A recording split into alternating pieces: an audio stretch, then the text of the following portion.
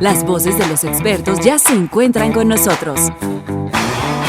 Estamos listos para platicar aquí en confianza. Iniciamos.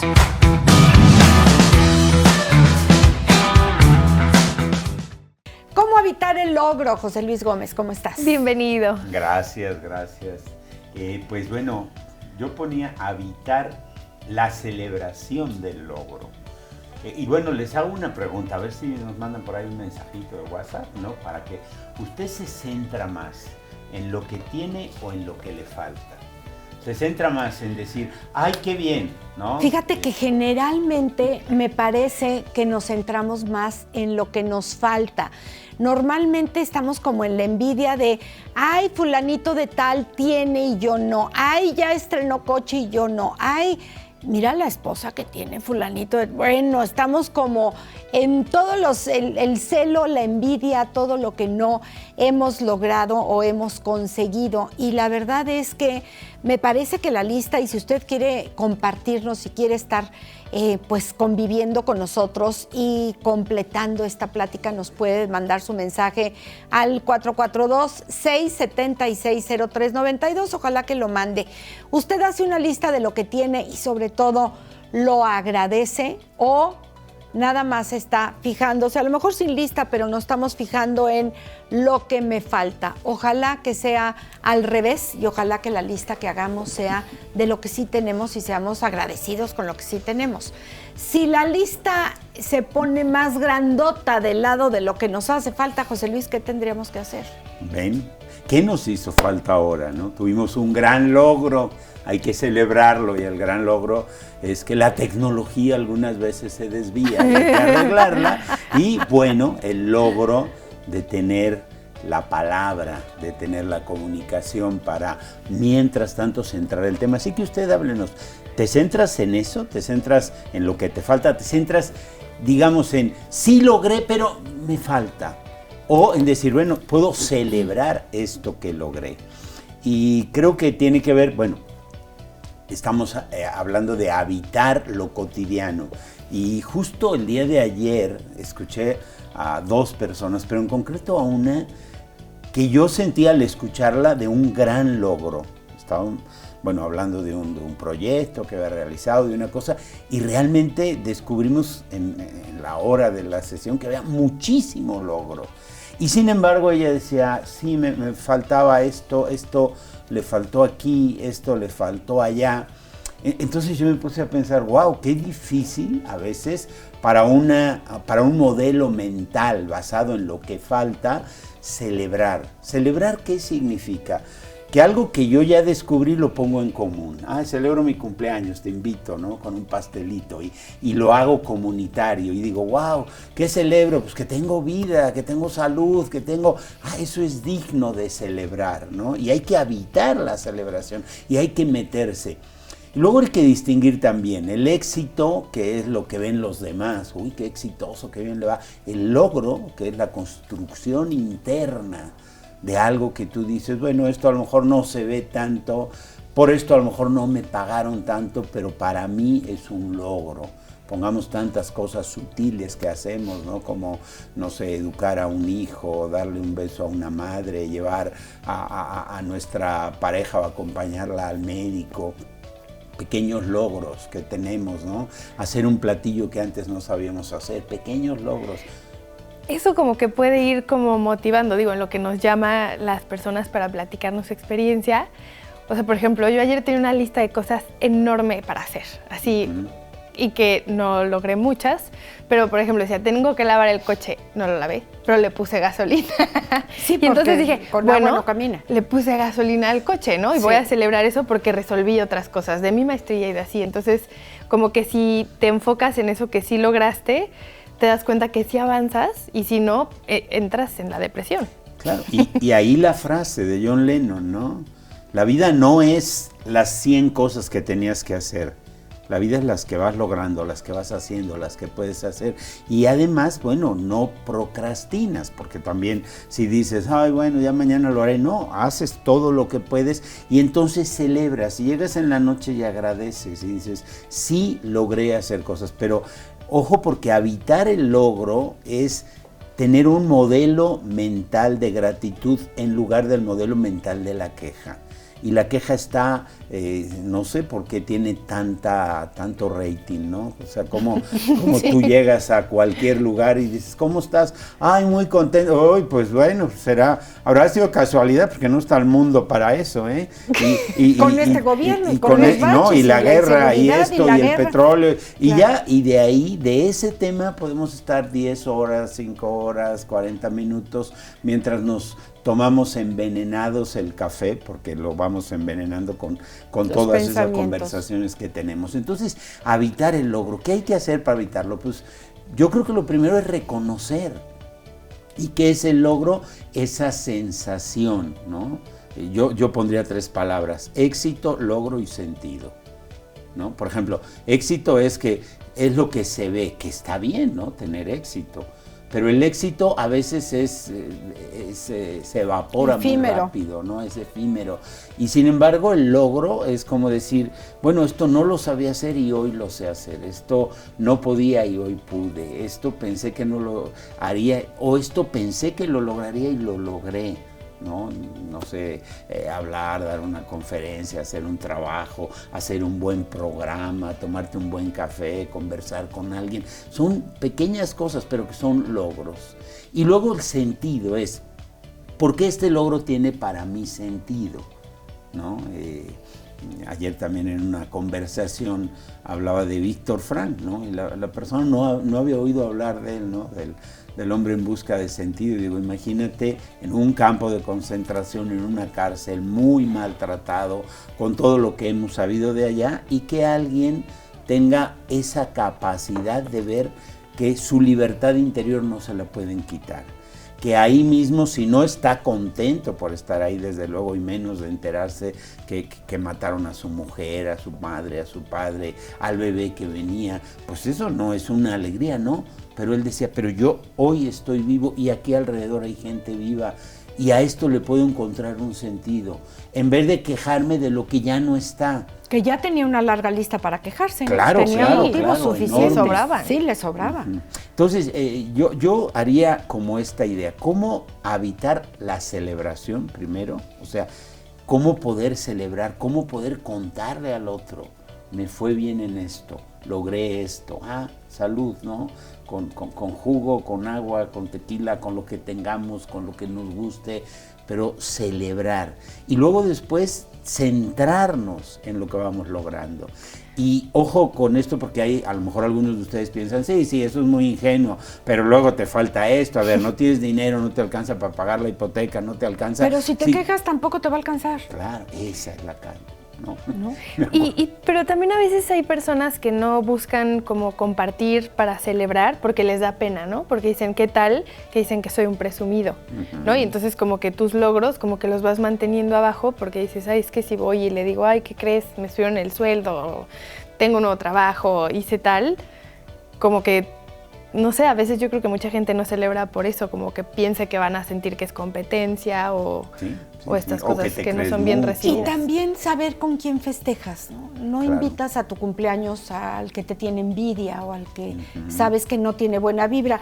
Les cuento rápidamente, ayer Ana Descalza llegó, bueno, más bien cuando yo llegué, ella estaba un poco angustiada porque decía, es que para ya el examen de la maestría tengo que hacer no sé qué tanto trabajo. Y yo, pues con calma, corazón, lástima que no te puedo ayudar porque no entiendo ni jota de lo que estás haciendo. Pero pues yo decía, bueno, le echamos buena vibra. Y hoy llegó y me dijo, ya hice la mitad de lo que tenía que hacer.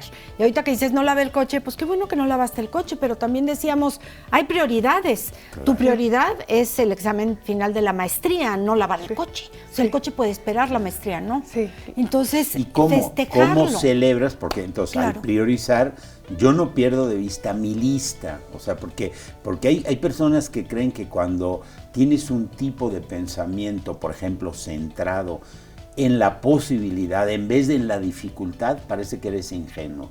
parece que dices, no, todo el mundo está bien. No, o sea, a mí no me gusta la guerra, a mí no me gusta el conflicto, a mí no, pero lo tengo que habitar. Aquí hemos hablado de habitar el conflicto, de habitar, sí, habitas, pero también te centras en la posibilidad, ¿no? Bueno, aquella fábula antigua que yo contaba muchas veces del aguilucho malherido, ¿no? Y del naturalista y del granjero. Y el granjero decía, pues si quiere volar, que vuele, ahí está, ¿no? Y el naturalista dice, hay que enseñarle. Él es un águila, nada más que no lo sabe. Bueno, pero yo ya le arreglé, vino herido, yo ya lo curé. Sí, pero hay que enseñarle. Entonces yo creo que si nos vamos centrando en decir, a ver, ¿cómo le enseño a mi cerebro? ¿Cómo le enseño a mi mente? ¿Cómo le enseño a mi modelo mental? Que hay otra forma de enfocar, que hay otra forma de ver. Y que el verlo de otra manera me energiza, me da la posibilidad. Y si me da la posibilidad y lo puedo lograr, pues decir, ah, caray, esto lo puedo celebrar. En lugar de decir, sí, pero la realidad, y la realidad es tanto que acabaste la mitad de lo que tenías que hacer, como que no lavaste el coche, todo eso es la realidad. Y dices, sí, en esa realidad, ¿qué me importa más el día de hoy? ¿No? La maestría o el coche, claro. Y esas son las prioridades. José Luis, ¿no estamos llenos de dichos que durante muchos años hemos escuchado como por mi culpa, por mi gran culpa, como no seas presumido, como que tienes que decir, favor que usted me hace, yo no sé de dónde sacaron esa frasecita, ay, qué bonita niña, favor que usted me hace, favor que me hace, ¿qué? Pues el favor me lo hicieron mis papás, ¿no? ¿Por qué tenías como que disculparte si eras una niña linda? Árbol que nace torcido, jamás sus raíces. Y empezamos, daño, ¿no? Por ejemplo, piensa mal y acertarás. Piensa mal y enfermarás. Sí. Piensa mal y enfermarás. ¿Cuánta enfermedad en la mente? Qué buena frase. Por estar pensando mal. Se puede cambiar. Piensa bien y cambiarás. Claro. Piensa bien, claro que se puede cambiar. O sea, yo creo que hoy la ciencia nos ayuda mucho, ¿no? Por ejemplo, la neurociencia, la ciencia de acá, de las neuronas, ¿no? Qué padre que ahora podemos verlo, que la gente que se dedica a eso te pone un casco acá como de moto y te ponen los 10,000 ahí y se ve, y ahora mira aquello en la tele, ve aquello, piensa en no sé qué, y entonces todo eso que vas mirando, pensando, dicen, mira, aquí se iluminó, esta parte ahora está haciendo esta, y entonces nos da cuenta la ciencia de que la salud, por ejemplo, se construye. Con esta pregunta que dice, ¿se puede cambiar? Claro, puedo cambiar mi modelo mental. O sea, entra una realidad, ¿no? Vamos a suponer. La realidad, híjole, ¿cuál era la enfermedad? La tuberculosis. La tuberculosis. ¿No? Pero hubo alguien que dijo, a ver, vamos a ver, esto parece que se mueve de otra manera en el microscopio, no sé qué.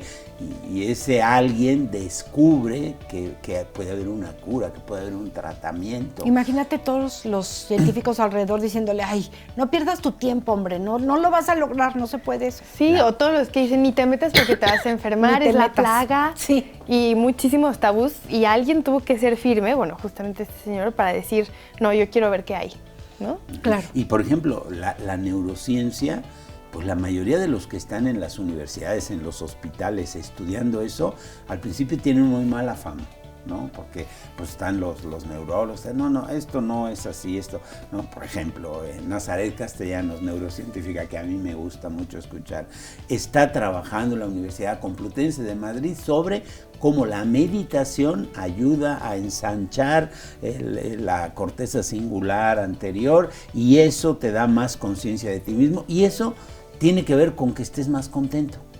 Claro, ¿qué pasa con los científicos? ¿Qué dicen? Nosotros tenemos que analizar qué pasa y si hay 30 neuronas o 30,000 o 30 millones. Exacto. ¿Y cómo se hace aquí la meditación? ¿Eso cómo se mide? Bueno, pues pon a alguien a meditar, ponle el casco y se mide.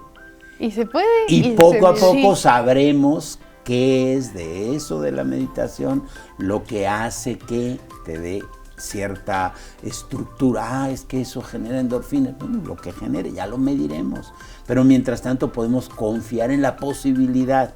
El otro, ¿en qué confía? En la dificultad, ¿no? Entonces, ¿en qué te enfocas, no? Claro, si no disfrutamos el logro, pues nos vamos con que a cada solución le vamos a encontrar 20 problemas.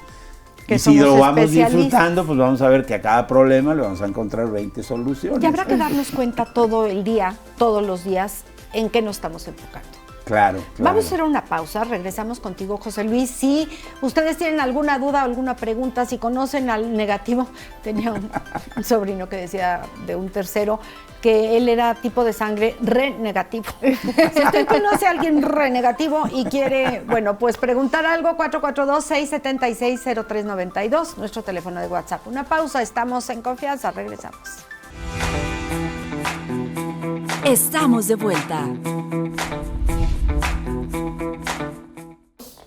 Estamos platicando con José Luis Gómez de cómo habitar y celebrar los logros que podamos tener. Dijimos que había que cambiar el chip. Me acuerdo de algún invitado que nos hizo favor de regalarlos una pulserita que decía: cada vez que estés en el no, te la cambias de mano. Y el chiste era tratar de que la pulserita estuviera contigo un mes en la misma mano. No lo logré. Está un poco complicado. O sea, cuando estás en el no, cuando estás en la crítica, en la envidia, en el hoy, el bache, hoy el tráfico, pues ya estás criticando, entonces te la tenías que cambiar. Claro. ¿Cómo darnos cuenta y no volver a caer en ese patrón si es que hemos vivido en la queja y la crítica?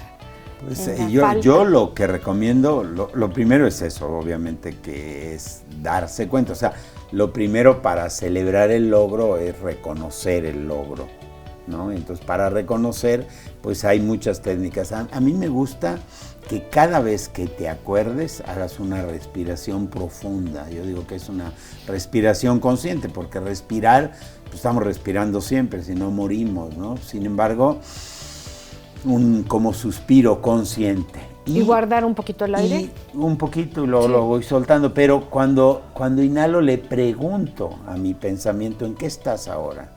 ¿En qué está ahora mi pensamiento? Y ver si en lo que está entretenido mi pensamiento para mí es coherente y para mí no me gusta decir positivo o negativo, sino si es adecuado. Por ejemplo, vamos a suponer, si yo vengo caminando y digo: ay, voy a llegar tarde, y hago la respiración y digo: uy, es que voy a llegar tarde. Bueno, lo que estoy haciendo es hacer que mi mente se entretenga en la prisa. Sin embargo, si digo: ok, ¿y en qué es más adecuado pensar? Más adecuado que voy lo más rápido que puedo y que voy a llegar lo antes que puedo, y que si realmente pienso llegar tarde tengo un método que es mandar un mensaje.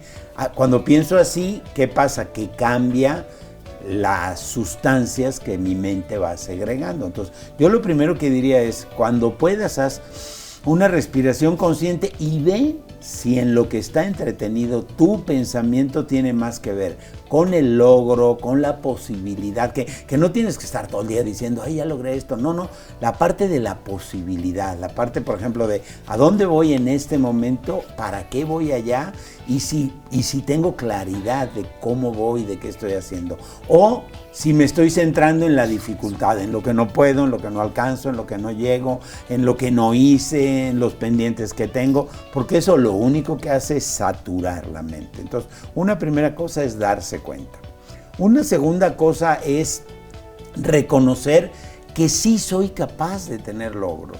Porque hay personas que decimos: no, pero pues es que yo no, pues a mí no se me da, pues es que bueno, hay que ser humilde, y lo que acá, que no, decir, bueno, yo sé hacer cosas que otros no saben, otros saben hacer cosas que yo no sé, pero no todos tenemos que saber todo. Con objetividad, ¿no? Sin creerte el muy.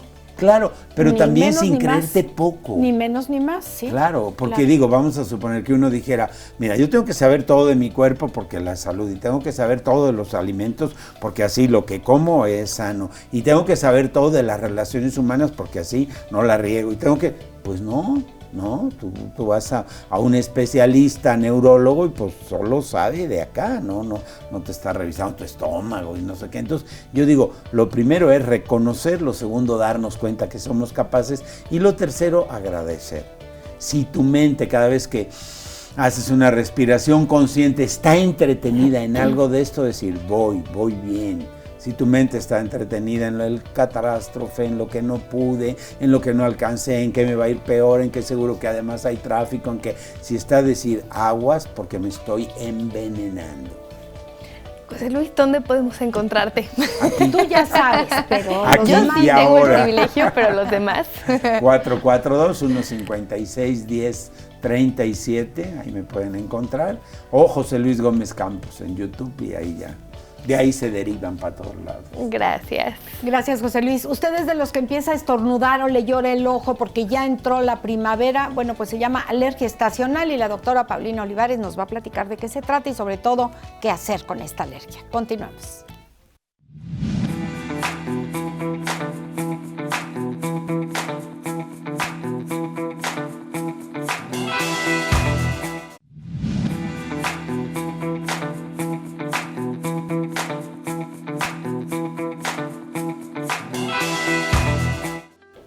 La doctora Paulina Olivares está con nosotros esta mañana. Gracias por acompañarnos, Pau. Oye, ¿qué onda Gracias con la por la primavera? Uno dice, ya Bienvenida. se acabó el frío, ya vamos a respirar tranquilamente y resulta que achú Hola. la lágrima. Sí. Justo, ahorita escogimos este tema porque pues ya hicimos Estamos cambio de en la época, estación, sí. oficialmente primavera desde el sábado, domingo, el 21, y tal cual empieza todo este rollo de la alergia estacional. Así se le llama, tiene, bueno, varios nombres, pero está muy fácil como alergia estacional porque realmente se da en estos cambios de clima y lo que pasa, otro nombre que tiene de diagnóstico es rinitis alérgica, ¿no? Entonces, lo que pasa es que tal cual los síntomas son esos, o sea, ojos llorosos, Sí. escurrimiento nasal, estornudos, y sobre todo como un picor, como Pica una la picazón nariz, entre sí. la garganta, la nariz, hasta el ojo, o sea, es Sí. todo un picor. Y bueno, o sea, no es nada debido a muerte ni mucho menos, pero es súper molesto. La gente que lo padece lo tiene clarísimo, o sea, Sí. en cualquier reunión, en cualquier ida, venida, todo el tiempo estar con el escurrimiento, sentirse congestionado, la molestia que da este picor como de estar muy incómodo, ¿no? Entonces, Sí, que te llegas a incapacitar o que dices, no puedo ir a tal reunión porque efectivamente no dejo de llorar. Ya llegó para algunas personas, no para todas. Sí. ¿Quiénes son susceptibles a presentar alergias? Exacto. Lo que pasa aquí es que se llama reacción de hipersensibilidad. Ajá. Entonces, eso es lo que pasa, tal cual. Es una hiperreacción, una reacción muy exagerada. Ahora sí que el guardián inmunológico de nuestro cuerpo se alborota muy cañón en algunas personas y en otras no. Entonces, lo que para alguien es totalmente normal y tolerable, la misma cosa, para alguien más su sistema inmunológico reacciona de esta manera súper exagerada y empiezan a dar todos estos síntomas. Tiene un poco de parte genética. No le quiero echar toda la culpa a los papás, pero sí, pero una parte, por ejemplo, si tienes un papá o una mamá que es alérgico a algo, tú tienes ya el 50% de ser alérgico a algo. Y si tienes un papá y una mamá que son alérgicos a O sea, algo, casi tienes seguro. casi el 90% de Wow. que tú tengas algún tipo de alergia. Entonces, pues sí, es La un poco misma que genético. los papás, la misma alergia que los papás. Pudiera ser la misma O o puede ser alguna otra. otro tipo de hipersensibilidad. En estas alergias que se llaman, que entra la estacional, que se llaman alergias como inmediatas, por decir así, porque es el alergeno el que causa y en ese momento empieza la reacción, o sea, es muy, muy evidente, muy fácil. O sea, estás en el pasto y de repente empezaste, ¿no? Son de tipo 1, así se llama. Hay 4 tipos de hipersensibilidades. La tipo 1 es de las más comunes porque entran pues, prácticamente todas las alergias, incluso el tipo de alergia más grave que se llama anafilaxia, que ahí sí es debido a muerte. Ahí la reacción es tan enorme que te puedes morir, ¿no? Entonces, Son o los sea, que se ahogan y... si la inflamación es sistémica, es Sí. en todo el cuerpo, puede obstruir vías aéreas y puedes morir. O incluso la inflamación y toda la cascada esta puede detonar problemas ya cardíacos o de circulación. Qué y el barbaridad. bombeo, ¿Cómo se o sea, llama cosas esa? totalmente vitales, anafilaxia, Anafilaxia. o hasta le pueden llamar también shock anafiláctico. Ok. Pero todo esto se detona por una alergia. Entonces, Puede hay que ser tener al cuidado. medio ambiente, puede ser comestible, porque he oído mucho eso, personas que comen camarones, ostras o no sé qué.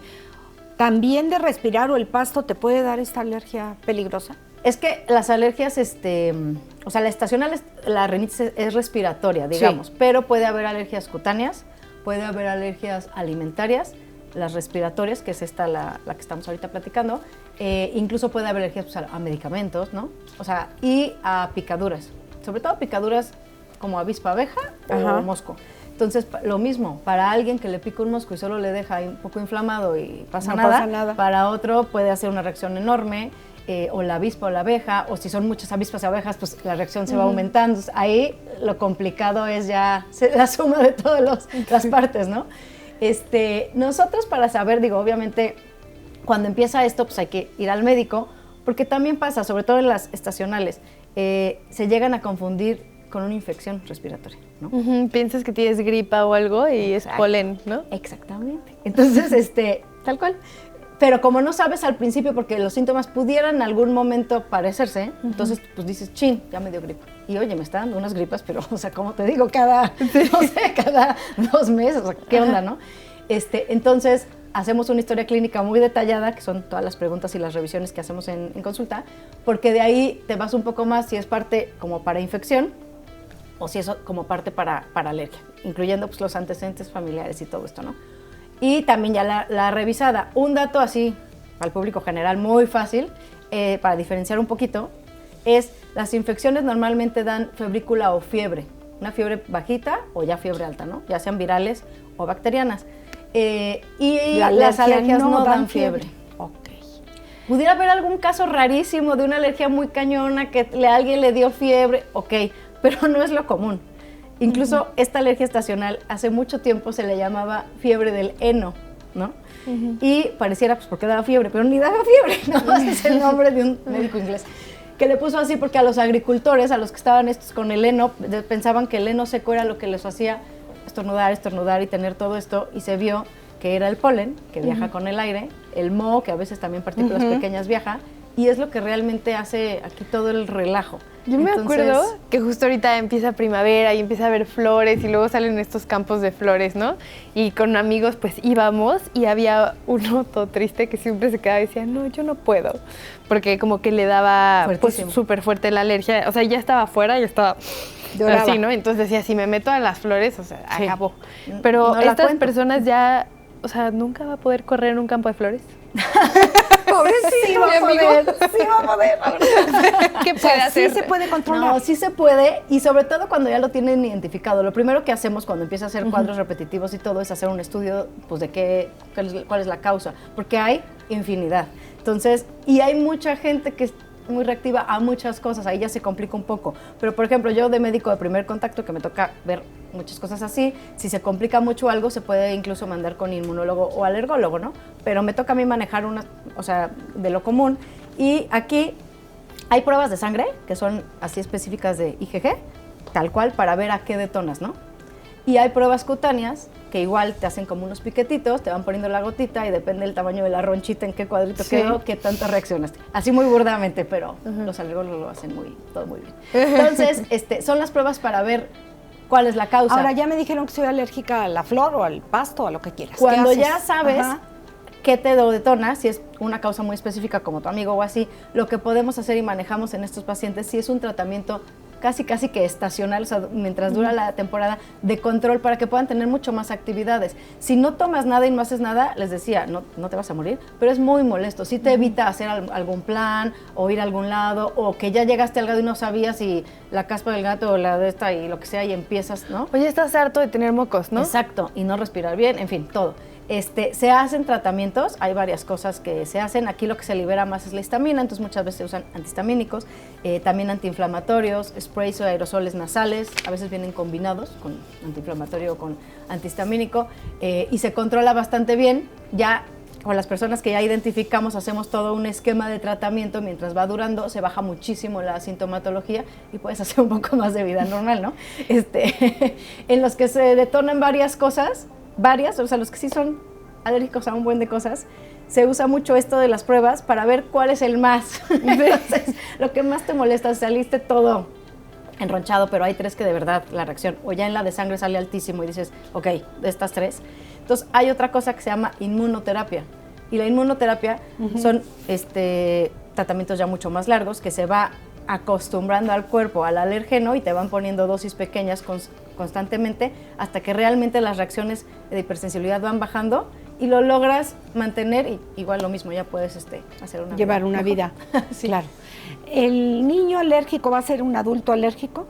Es decir, ¿no se le va a quitar o Normalmente puede sí, pero también con pediatría también hay otras cosas, y hay dermatitis de contacto, muchas cosas con piel más sensible de los bebés y Que otro si el tipo de pañal, alergias, ajá, exacto. los Pero igual todo detergentes. se controla y sobre todo ya conociendo la causa, se maneja bastante bien, ¿no? Perfecto. Pero importante ir al médico, ¿no? Porque de repente tienes así y dices, ¡ay, tómate esto! Y digo, no sé si los Claro. antihistamínicos son como amigables Si con te otras picó cosas, la abeja, pero sí. ponte ajo, ¿verdad? No sirve para nada Sí, el ajo. claro, entre remedios caseros o Sí. luego al otro extremo, tomar antibiótico y que no era infección, ¿sabes? Ah, Entonces sí. nada más es la resistencia y total que es un rollo, no, mejor sí. Vayan Ve a al médico. revisarse y listo. ¿En dónde te encontramos? Estamos en Clínica Camelinos, muy cerquita de Los Arcos, y las citas de consulta, ya sea a domicilio o en consultorio, son por WhatsApp 4421-86-4545. Se los digo otra vez, 4421-86-4545. Está muy fácil. 186-4545 con 442 y arroba Consultorio Olivares. Consultorio Olivares. Muchísimas Muchas gracias, gracias, Pau. A Te lo ustedes, agradecemos como mucho. siempre. ¿Usted forma parte de una empresa? ¿Es socio? ¿Es asociado? ¿Es capitalista? ¿Es accionista? ¿De qué se trata? Este es el tema con el de los martes, Erika Espinosa.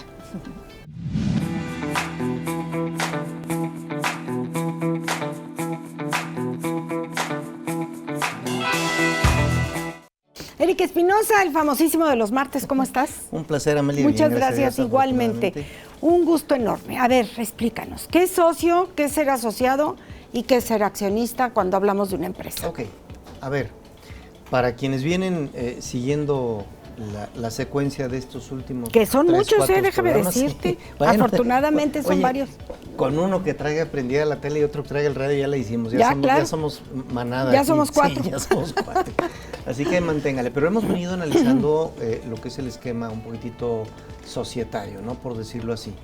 Y llegábamos a la conclusión de que la clasificación en cuanto a los fines eran personas morales con fines no económicos, no lucrativos, asociaciones civiles, las económicas pero no lucrativas, sociedades civiles, y las económicas y lucrativas, que eran las mercantiles. Y entonces ahí clavábamos ya al final lo que era la sociedad anónima, la sociedad de responsabilidad limitada y una serie de sociedades. Pero la pregunta es, oye, ¿y tú qué realmente te sientes? ¿Qué eres? ¿Eres socio? ¿Eres asociado? ¿Eres accionista? ¿Qué eres realmente? Y esto viene porque luego ves en que estamos confundiendo un poquitito las expresiones. Por ejemplo, soy integrante de la Sociedad de Padres de Familia. ¿Es una sociedad realmente? No, no es una sociedad.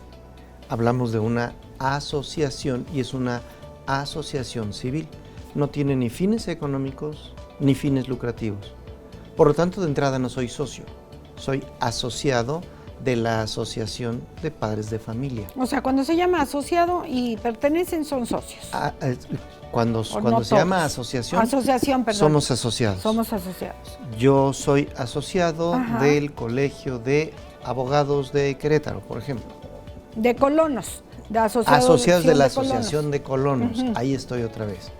Soy socio de la sociedad que se llama Dentistas Especializados Sociedad Civil. Ramírez y Ramírez, Sociedad Civil. Despacho de Contadores Fernández, Sociedad Civil. Soy socio.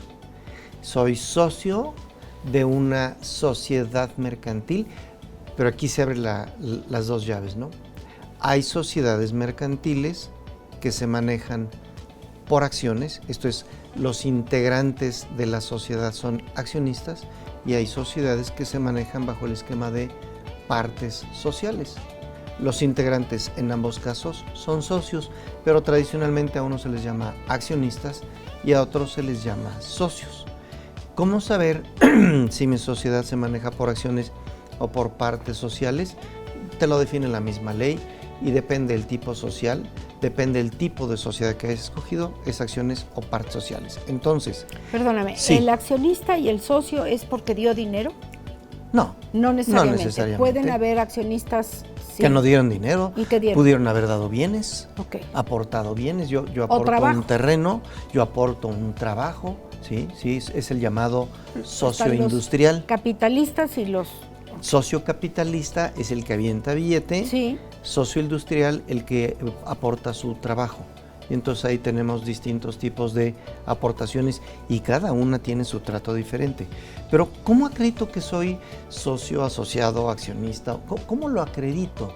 Bueno, a ver, de entrada, cuando tú formas parte de un todo, por ejemplo, vamos a usar una típica, ¿no? Tú vas a entrar al colegio de arquitectos, llenas tu solicitud, o ingenieros, de lo que tú quieras.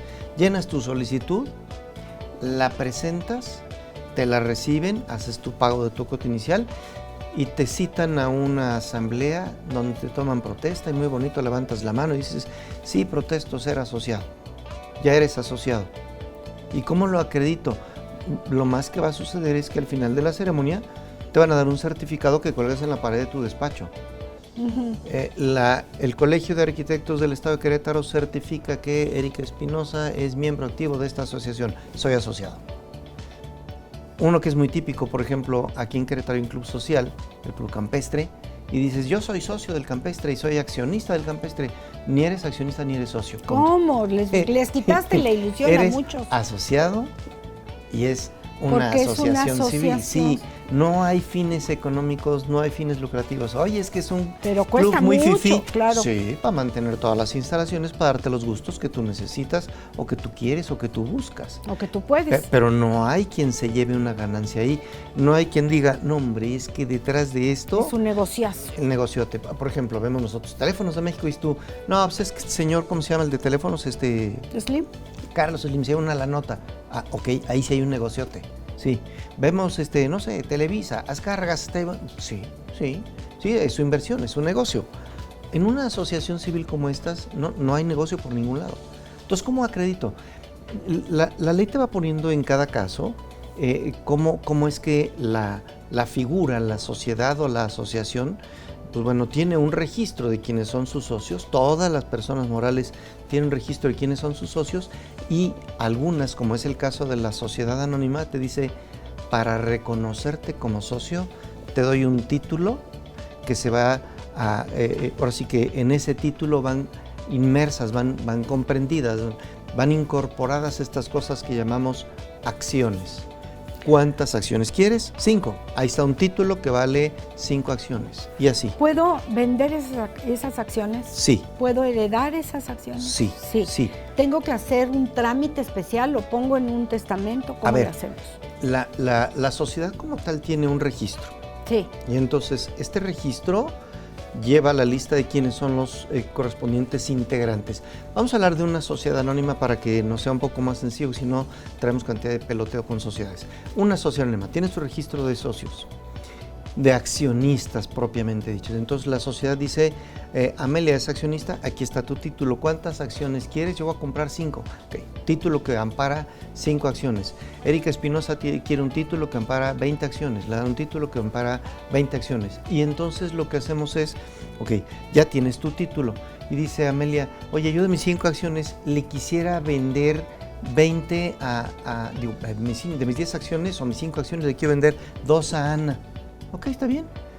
Lo que hacemos es que ella pueda realizar una operación de venta o una operación de donación a Ana y entonces ahora ella tenía 5 acciones, de sus 5 acciones, 2 las tiene Ana, 3 las tiene Amelia y se tiene que registrar Ana en mi registro para que borremos a Amelia de 2, metamos a Ana y entonces traigo Ana, Amelia y a Erika. Para que yo le venda esas 2 acciones a Ana, o se las regale o se las done, ¿tienen que estar de acuerdo todos los demás accionistas? No, en tratándose de una sociedad por acciones, no. Salvo que los estatutos tengan previstas acciones especiales. Porque hay una figura en la que primero le tienes que vender, ofrecerla a la venta a los demás socios. La regla general en las sociedades por acciones es, tú se la vendes a quien se te antoje.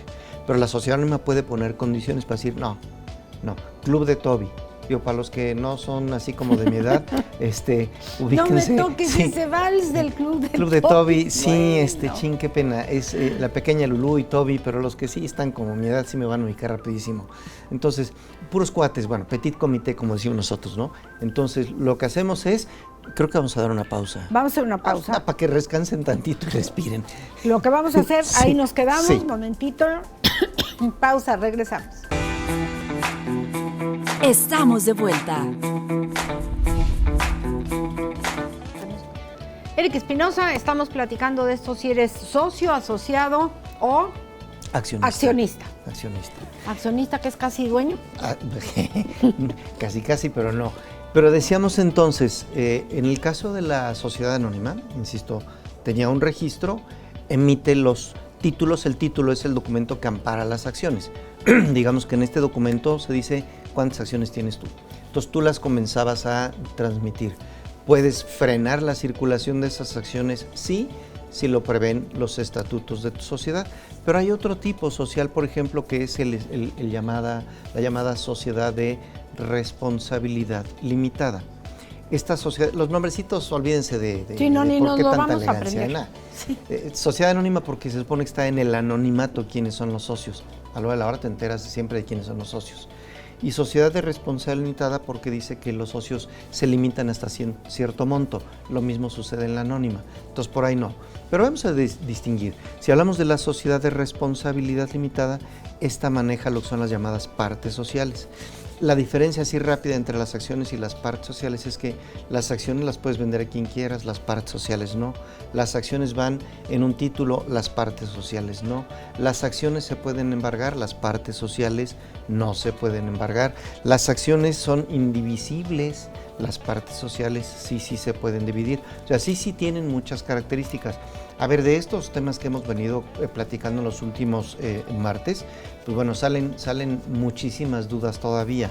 Y bueno, la idea de la presencia aquí no es solucionarte las dudas en escasos 10 minutos, es clavarte una espina, sembrar una semilla en donde tú como radioescucha o tú como televidente, pues bueno, digas, oye, yo tengo algo de eso y me gustaría ampliar un poquito más el conocimiento porque yo a lo mejor soy parte de una sociedad, yo tengo un despacho, yo tengo una empresa, yo tengo una asociación, yo tengo una institución de asistencia privada. Digo, hace unos días se puso muy de moda la figura de las donatarias autorizadas por alguna situación de carácter presidencial y alguna varita mágica que le dio un pase muy rápido a una institución de estas. ¿Es una institución de asistencia privada o es una asociación civil con fines de ayuda al necesitado? Bueno, en todo eso entramos nosotros y en todo eso es donde precisamente metemos nosotros nuestra cuña para poder decir cuál es la figura que tú necesitas, cuáles son las características de esa figura y bueno, cómo te puedo ayudar a crear la figura de la persona moral que más te haga falta. ¿Puede ser socio asociado y se deshizo la sociedad y no te enteras o no pasa nada o fue hace 1000 años y tú no sabes ni qué existió porque te cambiaste de ciudad, de país? No, si eres parte de la figura, te tienes que enterar cuando se va a deshacer o cuando se va a liquidar o cuando se va a desaparecer esa cosa, ¿no? Que tampoco se desaparecen así de fácil, ¿eh? Luego me dice la gente, es que ya no existe. No, a ver, no. Por ley es un procedimiento y luego la ley te obliga a conservar 10 años toda la documentación de esa sociedad o de esa figura para que precisamente en esos 10 años puedas firmar lo que se quedó pendiente, concluir lo que se quedó pendiente. O sea, no basta con decir ya no quiero, que se deshaga la sociedad y punto final. No, es que diste nacimiento a una persona y matar a esa persona, desaparecer, disolver a esa persona, tiene su ciencia. Eric Espinosa, muchísimas gracias. 442-212-1100 y 442-125-3058. ¿Qué tal, Y de corridito. No. Notaría 10 y 48 en redes sociales. Muchísimas gracias. Un ya placer. Te esperamos el próximo martes. Primero Dios. Aquí estaremos. Muchísimas gracias. Queridos amigos, ¿ustedes tienen alexitimia? ¿Tú tienes? Ah, ¿verdad? Lo mismo dije, espérame, yo eso no lo tengo. Esas hace poquito. Siri es la que obedece, ¿no? Sí. Alexa, ponme música. Bueno, pues no va por ahí. Resulta que la alexitimia es la dificultad para identificar emociones. Esa puede que sí la tengamos. Yo creo que todos, ¿eh? Yo creo que todos y en muchos casos mucho más fuerte. Vamos pues con este tema. No se vaya, estamos en confianza.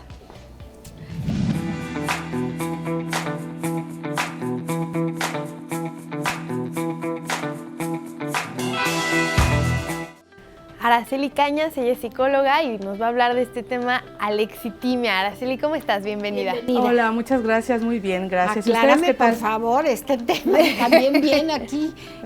Bueno, ya entendimos que es esta dificultad para identificar nuestras emociones, Sí, claro, las propias. las propias. Sí. ¿Cómo se manifiesta? Porque a mí me parece sencillo saber si estás feliz o triste, pero ¿cómo identificas si tienes o alguien tiene esto? Ok, pues lo intervenimos de diferentes maneras. Para que nosotros podamos saber cuál es la raíz de la alexitimia y poder intervenirla, tenemos que hacer un análisis de la conducta. Cuando yo hago análisis de la conducta, me puedo dar cuenta si es una práctica aprendida, si es algo conductual o si es algo desde la neuropsicología.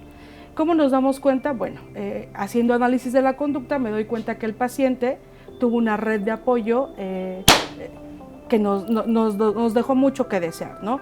Una red de apoyo donde la familia también, pues no comentaba nada, no expresaba emociones, es como que cada quien por su lado. Y entonces yo ahí me doy cuenta que estamos teniendo una falta emocional y que es una conducta aprendida. ¿Y cómo me doy cuenta dentro de esta intervención que es desde la neuropsicología? Por ejemplo, en pacientes con autismo, que son pacientes que tienen un trastorno que no está dentro de ellos poder identificar emociones, pero que lo trabajamos desde otra perspectiva. Desde la neuropsicología, pues entrenamos las redes neuronales con la maravillosa neuroplasticidad, que es podemos aprender cosas nuevas y se interviene pues de diferente manera, desde la psicología clínica y neuropsicología. Pero, por ejemplo, si yo tengo alexitimia, ¿qué siento? Ok. Es ¿Cuáles son complicado, los síntomas? pero como, ajá. No es un diagnóstico, más bien es un criterio diagnóstico de otros de diagnósticos en general. ¿Qué sientes? No sabes expresar. A veces lo confundimos con ser muy intelectual. Pues yo puedo perfectamente terminar hoy mi relación de 5 años y mañana estar bien. Y pasado mañana otra relación. Sin problema. Entonces, eso es lo que siento. No puedo expresar emociones y los pacientes no llegan al consultorio a decir es que no puedo expresar. Llegan porque alguien más ya les dijo y porque ya está siendo incómodo en su entorno. Pero, o sea, aunque no la pueden expresar, ¿sí la sienten o no? Sí la sienten, pero no la identifican. O sea, no saben nombrarla y no saben específicamente por qué la están sintiendo. O sea, un ejemplo, ¿no? Podemos hablar un poquito de la muerte. Se murió una figura cercana, mi mamá. Ok, sé que la muerte es pues nos va a llegar a todos y hasta ahí. Ok, por dentro el paciente está teniendo depresión, pero no sabe qué está pasando con él. Entonces nosotros en terapia ayudamos a que él identifique, ok, ¿qué está sintiendo? Identifiquemos qué está sintiendo, nómbralo. Una vez que lo nombras, el cerebro en automático lo registra. Ok, el paciente te dice, por ejemplo, es que no sé qué siento, me siento mal, pero no sé qué siento. Ok, entonces ahí comenzamos a evaluar al paciente a partir de dónde comenzó la alexitimia y de ahí se deriva la intervención que vamos a hacer, clínica o neuropsicológica. ¿Qué pasa con las personas o qué pasaría si alguien te dice, pues tendré eso que tú dices, pero así me quiero quedar y no quiero contactar con mis emociones y así he vivido 50, 60 años y así me quedo? ¿Cuál va a ser el resultado de esta persona? Generalmente son conflictos a nivel social, con el entorno familiar, con el entorno laboral, porque son personas hostiles. ¿Por qué? Porque algo que está almacenado de algún modo tiene que salir y generalmente sale en enojo, en frustración. Entonces, seguramente sí hay pacientes que lo han guardado ahí por mucho tiempo. Sobre todo de otras generaciones, ¿no, Araceli? Donde estaba un poco penado decir que estabas enojado, que estabas triste o que estabas iracundo, no sé, era como tú que te callas, no manifiestas mucho tu emoción. Personas que a lo mejor hoy tienen 70, 80 años que no estaban acostumbrados, que no les estaba permitido decir cómo se sentían. Claro, y eso es más común de lo que creemos, porque la vejez tiende a ser muy emocional. Nos reestructuramos toda la vida, todo lo que hemos vivido se reestructura y es tan emocional que ya estamos en la etapa de la tercera edad, pero que necesitamos atención, ¿no? Y hay muchos pacientes justamente con alexitimia de la tercera edad, cuando ya lo emocional está presente sí o sí, porque el cerebro ya cumplió su proceso. Y estamos emocionales sí o sí, porque estamos sabidos de que vamos a llegar a la muerte. Si tú estás teniendo algún conflicto, se te murió alguien querido, tuviste una separación, estás enojado por algo y puedes nombrar qué es lo que te pasa, ¿por qué eso ayuda?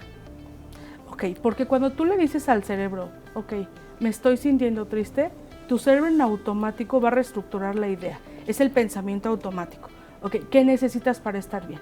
Y cuando tienes una red de apoyo, ok, te dicen, ok, puedes ir a terapia, o puedo estar más cercano a ti, o puedo sentirte más acompañado, pero cuando lo identificas, tu cerebro comienza a buscar soluciones sin que tú lo quieras. Okay. Este proceso de aprender, o sea, no puedes aprender qué es el enojo, qué es la tristeza, porque yo creo que todos lo sabemos.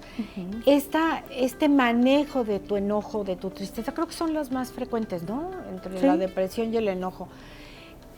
¿Cuánto te puede llevar? Son sesiones muy largas, tú que hablas de neuroplasticidad y ahora que sabemos que sí se puede reprogramar, digamos, el cerebro, nuestras neuronas. ¿Es un proceso largo, no tanto? Sí, la verdad, sí es un proceso largo porque volver a entrenar al cerebro para sentir no es fácil, es trabajo multidisciplinario, pero estamos hablando de en 6 meses podemos ver una gran diferencia. Sobre todo, mencionar aquí que el 90% de que una terapia de cualquier índole, funcione, es responsabilidad del paciente. Porque no es magia, ¿verdad? Pero tenemos muy buenos resultados si se emplea en equipo multidisciplinario con la responsabilidad que se debe, se ven resultados muy positivos. Si yo tengo un niño chiquito, un hijo, y quiero que desde pequeño pueda identificar sus emociones, ¿qué puedo hacer para que desarrolle esta habilidad? Ok, primero, tener padres emocionalmente estables. Padres. Ya empezamos con problemas. Padres estables, emocionalmente estables. Okay. Recordemos que los niños aprenden viendo. Uh-huh. Si yo veo que mi mamá es agresiva, mi cerebro en automático va a registrar que ser agresivo es normal. Pero si yo tengo una madre emocionalmente estable y veo que mi mamá pues toma las cosas de un modo positivo, a lo mejor ve cómo se puede solucionar de la mejor manera, pues el niño va a aprender que hay posibilidad positiva de resolver un conflicto. Y no solo eso, sino en general. Pero bueno, refiriéndonos a cómo podemos hacer, bueno, primero, validar completamente las emociones del niño. Es válido sentir enojo, es válido sentir tristeza, son válidas todas las emociones, pero no todas las conductas. Esa es la clave. Uh-huh. O sea, es válido que estés enojado, pero no vas a patear la puerta o a patear al perro o pegarme porque estás enojado. Exactamente. Esa sería la conducta que no se puede permitir. ¿Cómo manejarlo? O sea, sí, válido que estás enojado, pero ¿qué haces con la conducta? Ok. Para que podamos validar las emociones de un niño, tenemos que ponernos primeramente a su nivel. De lenguaje y de estatura también. Cuando yo me agacho y le digo a mi hijo, ok, está bien que estés enojado, ¿dónde lo sientes? ¿Qué quieres hacer con este enojo? Si yo le enseño a mi hijo de 5 años, por ejemplo, de 5 a 10 años, qué hacer con el enojo, él lo va a aprender. ¿Qué le podemos decir? Por ejemplo, ¿qué vas a hacer con este enojo? Ok, el niño te va a decir, no sé. Hay muchas actividades que podemos hacer. Una de ellas que a mí me fascina y que le digo a mis pacientes es, ponemos una cajita y cuando estés muy enojado, escribes tu enojo y lo echas. Y echas por qué estás enojado. Pareciera que es simple, pero es profundamente positivo para los niños. No, ya simplemente escribir algo, estás contactando con lo que estás sintiendo. Exactamente. ¿No? Ya se te baja la espuma. Sí, sí, sí. ¿Para adultos creo que también funciona o cómo ves? Sí, claro. Hacemos nuestra cajita. Sí. Claro que funciona. Funciona también para adultos, pero justo esto que nos da risa, ¿verdad? Que a veces lo vemos ridículo, pero que tiene una fundamentación. Sí. Cómo conectamos con la escritura y con lo que pensamos es la fundamentación para que podamos también hacerlo sin verlo ridículo. Y también tal vez la manera en la que hablamos, ¿no? O sea, si yo, no sé, me enojara ahorita con Amelia y le digo, Ame, siento enojo por esto. O sea, como que ya le estoy diciendo, mi sentir y a veces eso no pasa, es como, Te es lo que eres bien guardas. grosera, ¿no? Y entonces como que tal vez hago una barrera en lugar de decir mis emociones. O y qué va a no sé. decir, o se va a enojar, o Ajá, y va si a un estar niño peor. lo ve, yo creo que también, o sea, si tú a tu hijo le dices, ahorita estoy muy molesta, no quiero hablar, o sea, va a ser distinto a que le digas, ¡vete a tu cuarto! ¿No? Exactamente, claro, esa Sí. es la clave, ¿eh? Aprender a verbalizar exactamente las emociones. Y eso habla de inteligencia emocional. ¿Cómo lo voy a expresar? De manera educada y firme, ¿no? Que no tiene que estar peleada una con la otra. Firmeza y educación no están peleadas. Por eso es muy bueno eso que comentas. Y como practicarlo en lo cotidiano, ¿no? Si yo te digo, o sea, y también en lo bueno, ¿no? Me siento muy contenta Claro, de estar aquí. claro, y claro. como que Exactamente. puedes ir así, construyendo. Claro que sí, también lo Araceli, positivo. pues hay que aprender y sobre todo hay que practicar en esto de las emociones. Creo que los conocimientos o la teoría la podemos tener, pero lo importante sería irlo poniendo en práctica, ¿no? ¿Qué hago Claro la que próxima sí. vez que estoy triste? ¿Qué hago la próxima vez que estoy enojada? En fin, ¿en dónde podemos contactarte? Ok, bueno, mi teléfono es 44 26 35 67 16. A ver, otra vez. 44 26 35 67 16. Ok. Y mi consultorio Madero tecnológico, antes de llegar a Madero, ahí estamos a sus órdenes. Perfecto, Muchas muchísimas gracias. Gracias a muchísimas ustedes, como gracias. siempre un placer. Gracias, te lo agradecemos. Y bueno, fíjense que siempre conocer el lugar donde estamos parados, en este caso Querétaro, y el municipio, que ayer ya hablábamos un poco de Cadereyta y de sus fiestas y la Semana Santa, cómo se vive en Cadereyta. Hoy vamos a hablar un poco de la historia de la educación en Cadereyta. Estará con nosotros justamente la cronista de este hermosísimo municipio. Continuamos.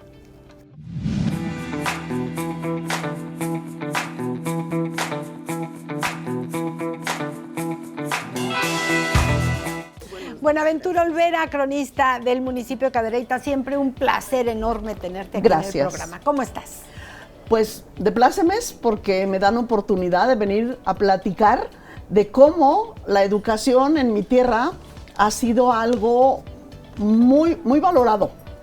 Porque desde que llegan los europeos, porque en la región de Cadereyta no habitaba nadie, Ajá. o sea, era una llanura vacía, que la visitaban bandas y microbandas ocasionalmente cuando había algo que comer.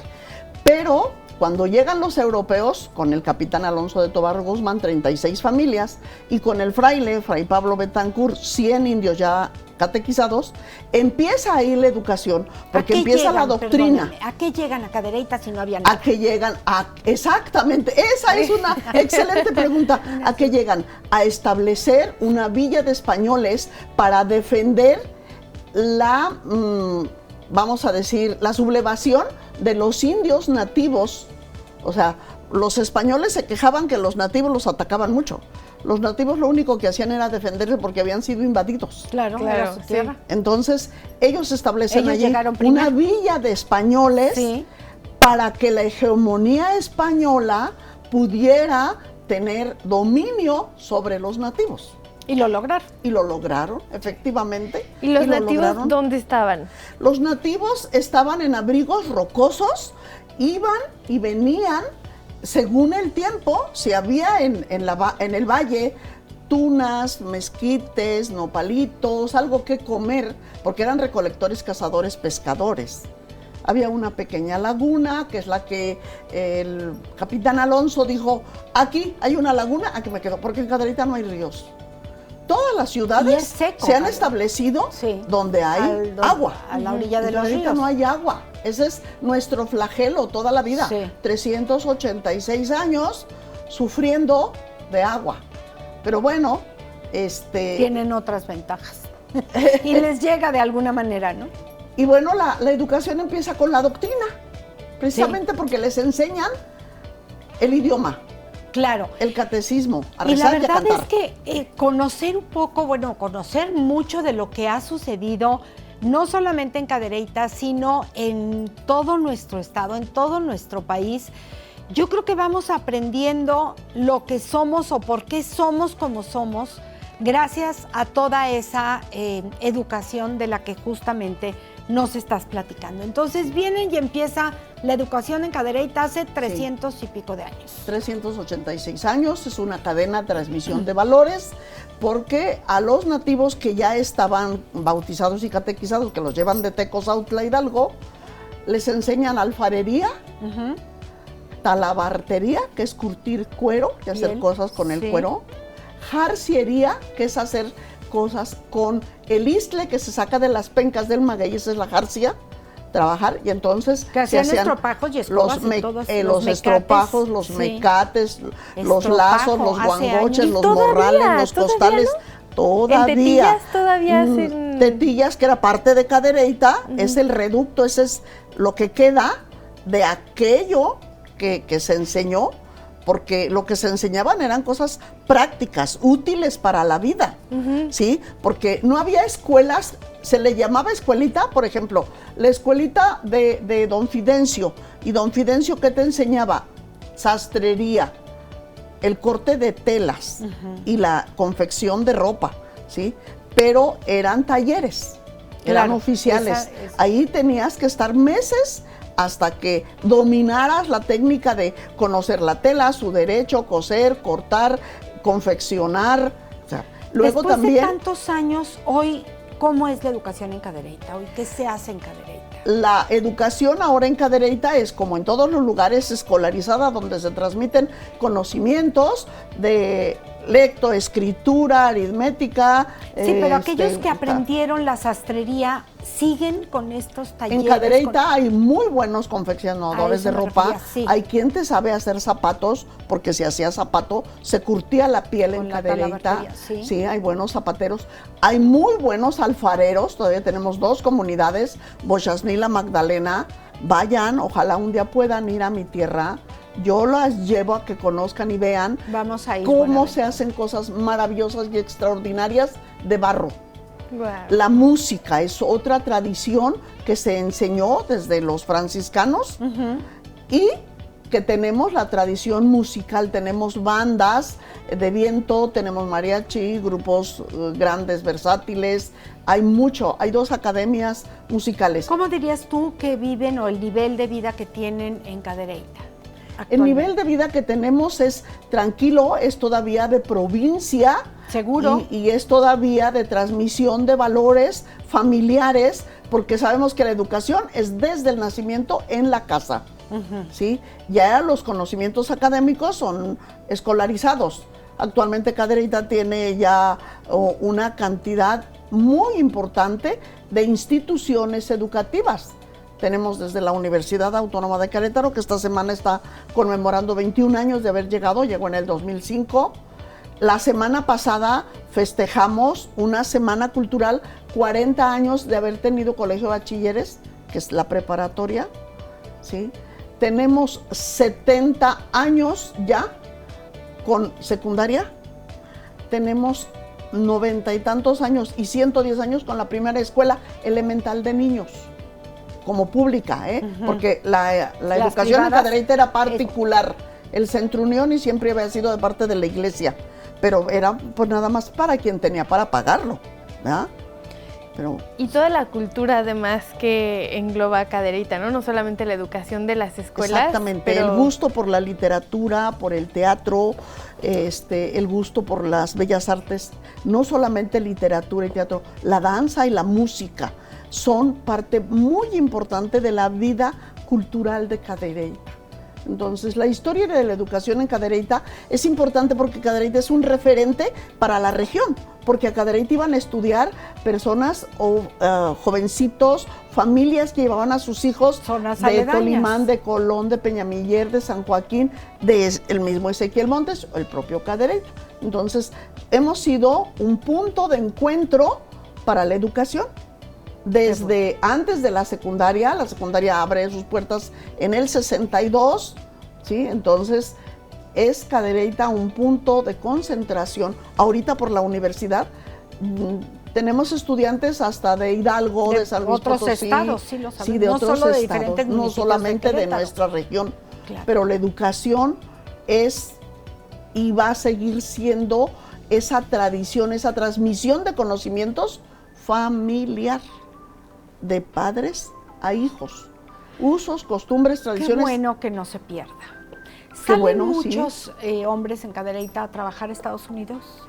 Sí, en la Sí. década de los 40s y 50s, cuando los famosos braceros, cuando Estados Unidos pidió brazos a México, muchos salieron y entonces después que se acabaron esos contratos, pero ellos vieron el beneficio de ir Claro, había un trabajar beneficio fuera, económico. ahora se fueron y es la década de los 70s y de los 80s, una crisis fuerte porque Cadereyta era expulsor de juventud. Sí, Los de jóvenes trabajadores. en las comunidades, en las delegaciones, solamente esperaban a terminar la secundaria. Para y de irse 15 iban. años, 16, Pues sí, porque la nos diferencia vamos económica era y sin importante. contrato, Sí.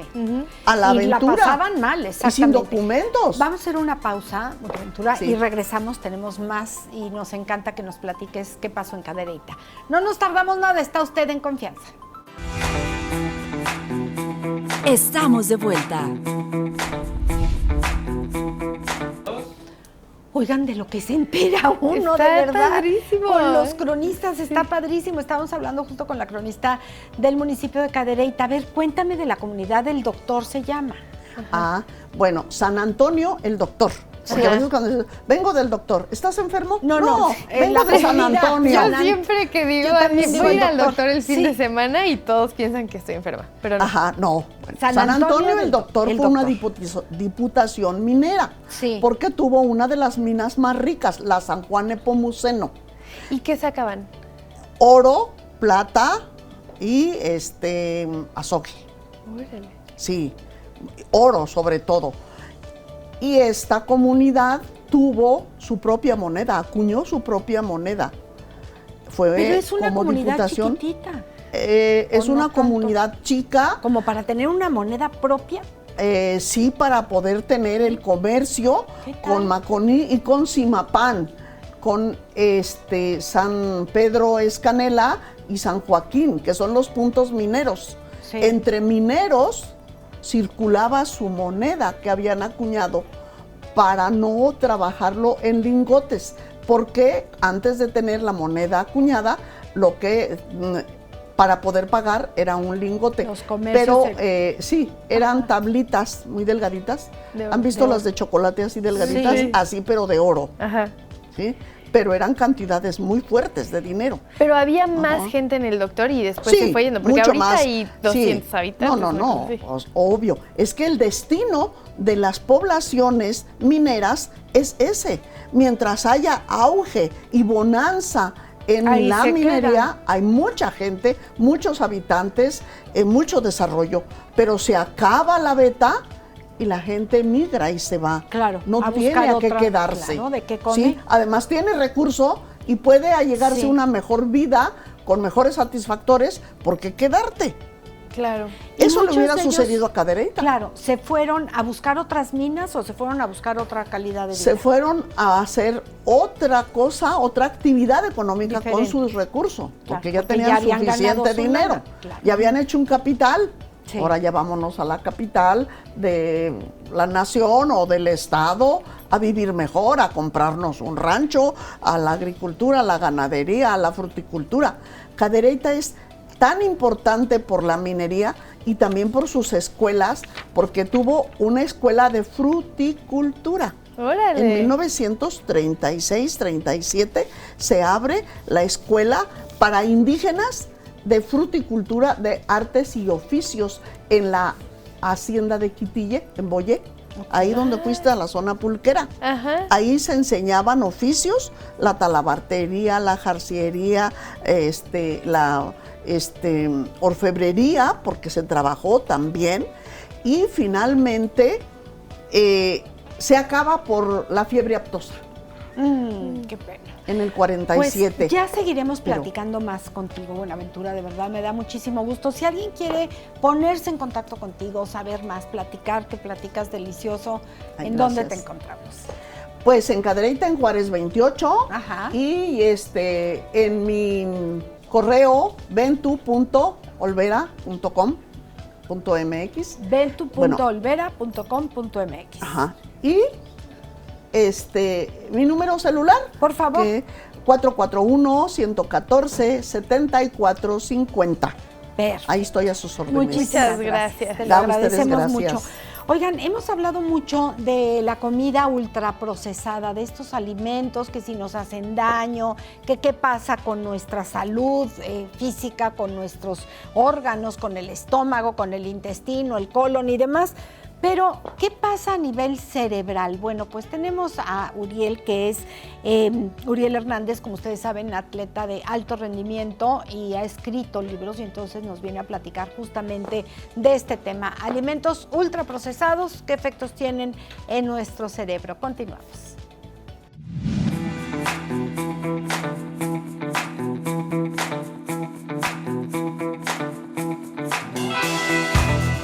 Ahorita hay muchísimos alimentos ultraprocesados y es bien sencillo consumirlos, pero a veces no somos conscientes de los daños que pueden tener, no solamente en nuestra alimentación, en nuestra composición corporal, sino hasta el nivel de nuestro cerebro. Qué bueno que estás aquí, bienvenido Uriel, que Gracias. Nos vas a platicar de este tema. Pues otra vez un placer estar aquí contigo, me encanta la forma de tus entrevistas, es una alegría estar aquí. Y bueno, sí es importantísimo hablar de los alimentos ultraprocesados. Pues te das cuenta, siempre se toca el tema de qué le pasa en el sentido de la diabetes, al páncreas, al corazón, el intestino, los niveles de azúcares, pero realmente el daño que causa, ya comprobado, y está ya tratándose de revertir eso, es al cerebro. Y yo creo que el punto de partida, para que nos demos una idea, es un estudio que se hizo hace tiempo, que se le llama el índice de saciedad de los alimentos. ¿Esto qué quiere decir, Anita? Que cuando tú consumes un alimento, ¿cuánta cantidad se requiere para que tu cerebro mande un neurotransmisor y libere una hormona que se llama leptina para que tú digas, ya no quiero comer más de eso? Eso es ya estoy bien, ya estoy satisfecho. Eso a nivel de la naturaleza se daba, sin siquiera, no tenemos ni siquiera que pensar en eso. Pero ahorita, para que te des una idea, es que en estos índices con la comida ultraprocesada, tenemos que consumir 7 croissants para tener el mismo nivel de saciedad que te da una papa hervida con cáscara.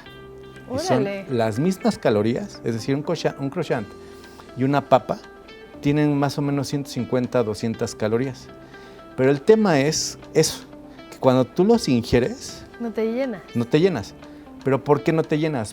Porque los sistemas de nuestro intestino y nuestro cerebro no se disparan. ¿Por qué no se disparan? Porque lo que contiene es pura azúcar. Entonces no hay nada de neurotransmisores, no hay vitaminas, no hay minerales. Entonces engañan al cerebro.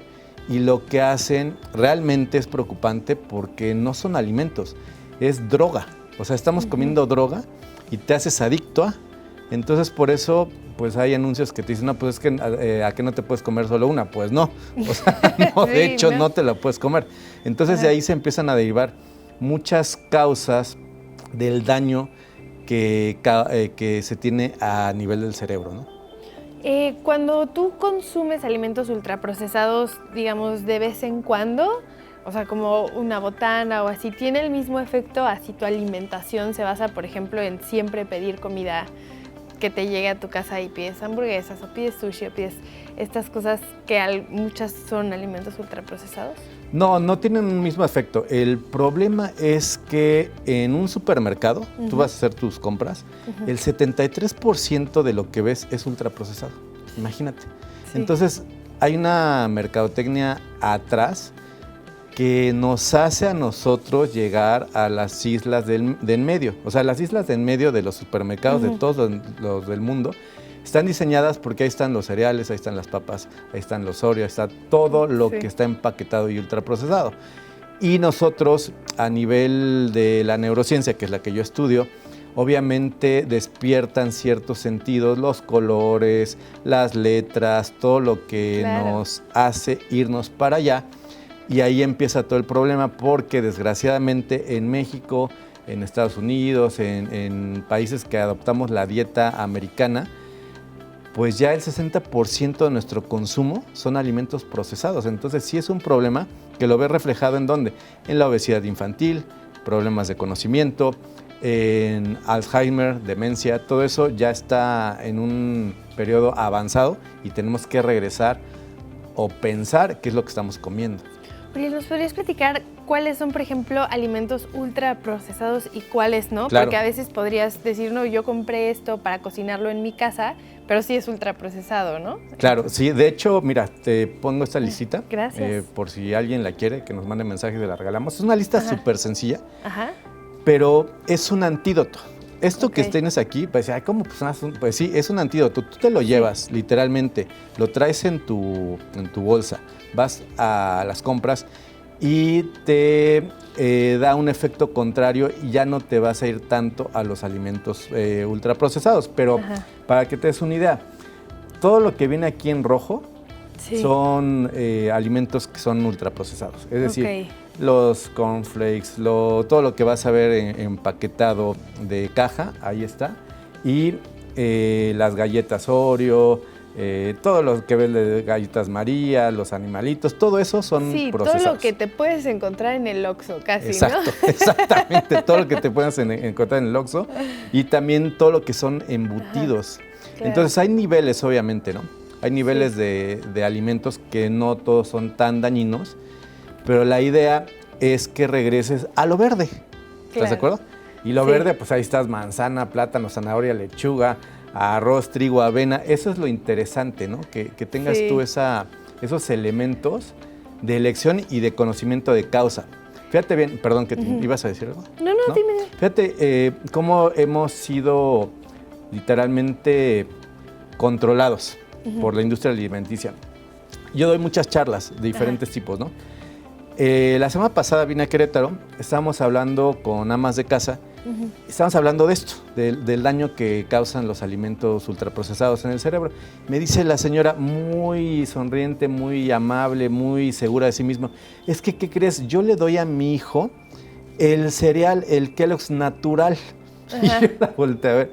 Dije, mira el nivel de falta de conocimiento. Le dije, discúlpeme señora, no hay cereal de Kellogg's o ¿Qué cualquier es? otra que sea natural. Claro. O sea, no existe eso. Sí, y es que a veces nos entran muchas dudas. Yo los invito a los que están escuchándonos o viéndonos que nos escriban a nuestro WhatsApp 442-676-0392 si tienen duda Claro. de qué es ultraprocesado y qué no, ¿no? Para que podamos pues ver eso. Y se me hace bien interesante esto que dices del nivel de saciedad.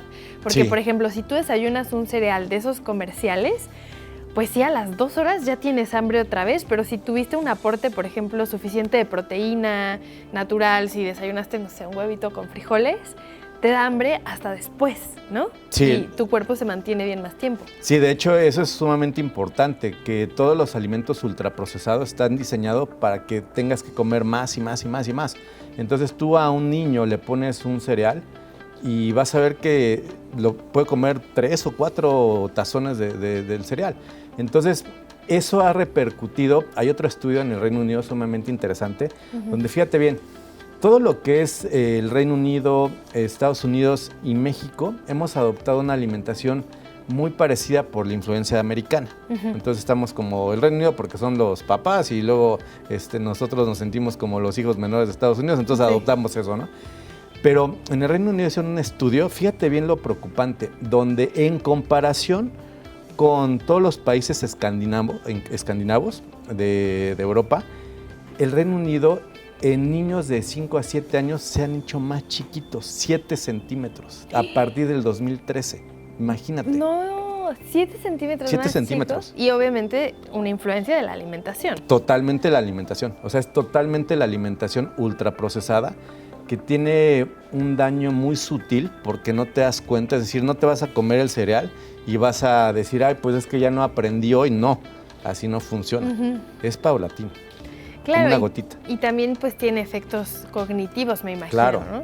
Sí, igual hay otra correlación entre, si tú hicieras un estudio en cualquier escuela de México, te vas a dar cuenta que hay una correlación de la obesidad con el nivel de aprendizaje y los promedios. Entonces, mientras más obeso esté el niño, las calificaciones van a ir hacia abajo. Va a haber una relación así directa.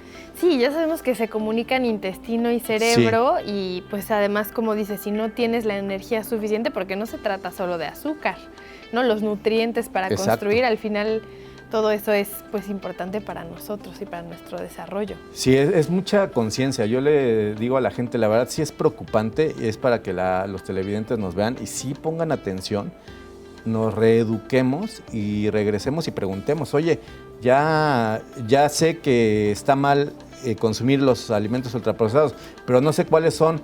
Entonces, pues que nos manden mensaje y que nos digan, y tenemos muchos cursos, mucha información que ofrecer. Claro, que te escriban. ¿Nos compartes tu número de teléfono? Sí, claro. Es Uriel Hernández, 4141-07-8663. 4141-07-8663. Perfecto, ahí que te busquen Uriel Hernández, ¿en alguna red social también? Sí, en Instagram, Urosport04, o en Facebook, Uriel Hernández, así, atleta, ahí estoy. Claro, y qué mejor saberlo de un atleta de alto rendimiento. Muchísimas gracias por estar con nosotros. Un placer. Gracias por tu sintonía. Te esperamos muy pronto para seguir platicando aquí en Confianza. Hasta pronto.